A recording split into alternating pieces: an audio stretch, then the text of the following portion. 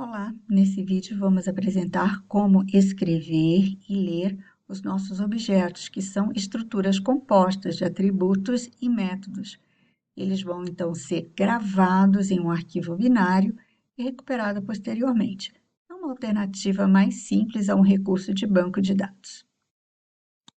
A gente começa mostrando qual que vai ser o objeto de que classe que a gente vai gravar. Então, aqui a gente tem a classe pessoa e são os objetos da classe pessoa que a gente vai gravar em um arquivo binário.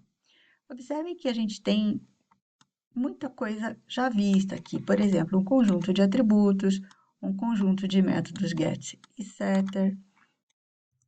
Mais para frente a gente tem mais um método que simplesmente transforma cada um dos valores dos atributos em uma string, e a ideia é apresentar essa string, que é o retorno da nossa função, na console, e até aí não tem nenhuma novidade.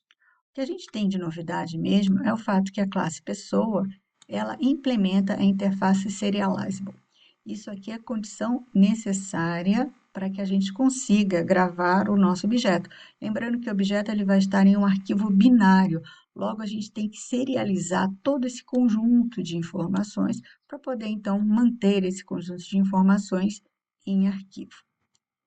A gente também está acrescentando mais esse atributo aqui, que é um atributo estático, que é o mesmo valor em todas as instâncias da classe, por isso que ele é estático, e a ideia é identificar qual que é a versão desse objeto gravado em arquivo, para a gente diferenciar de possíveis alterações futuras na classe pessoa.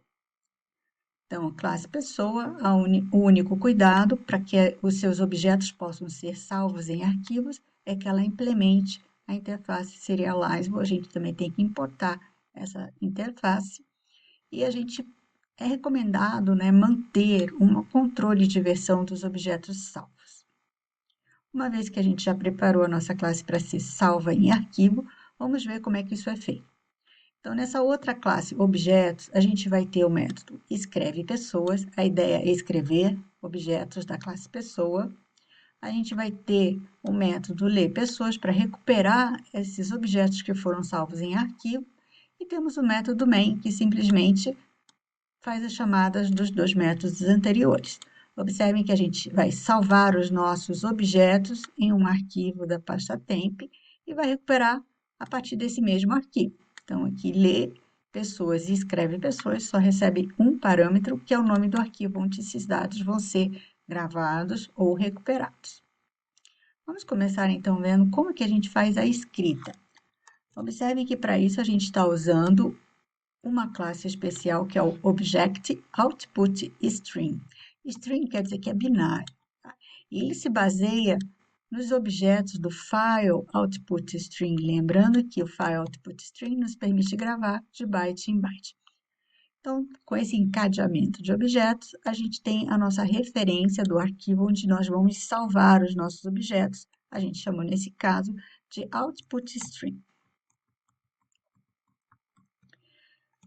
Próximo passo, a gente está criando um objeto da classe pessoa que já está preparada para ser salva, pois implementa a interface serializable. A gente está aqui colocando, depois de ter instanciado a classe, né, os valores nos seus atributos. Então, a gente tem a pessoa James Ryan, que tem 19 anos.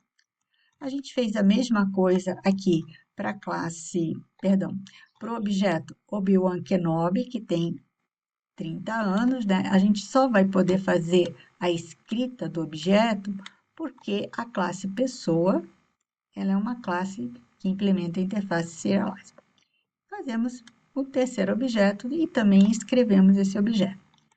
Uma novidadezinha aqui, que é para a gente mandar essas três estruturas completas para o arquivo binário, a gente tem que pedir para que essas informações saiam da memória em que elas estão, eventualmente, por conta da execução do programa, e passem efetivamente para o disco rígido. Nesse caso, a gente está salvando na pasta temp do disco C. E isso a gente faz com o comando flush, faz uma descarga dos dados que estão em memória para a área física do nosso arquivo. E logo em seguida, não é novidade, a gente fecha o nosso arquivo. Então, bem tranquilo, O único método especial que a gente viu aqui é o writeObject, passando uma instância de uma classe que implementa a interface serializable. Como é que a gente recupera esses objetos? Primeiro aqui, só a gente falando, né, que a gente tem que cuidar com as exceções que podem ser lançadas, no caso, o file not found exception, na instanciação da classe file output string, e o IO exception para todas as demais chamadas de writeObject, flush e close. Então, com isso a gente viu como escreve o objeto. Vamos ver como a gente recupera esse objeto. Nesse caso, a gente vai usar, parecido com o método anterior, né, o object, no caso, input string, porque a gente quer fazer uma operação de leitura. E esse object input string, ele também trabalha casado com uma instância do file input string, ou seja, a gente sempre vai estar acessando arquivos binários, gravando de byte em byte as nossas estruturas. Como é que a gente faz a recuperação? A gente não sabe quantos objetos existem gravados. Então, enquanto a gente conseguir recuperar o objeto, e a gente faz, então, a leitura do objeto com o método readObject,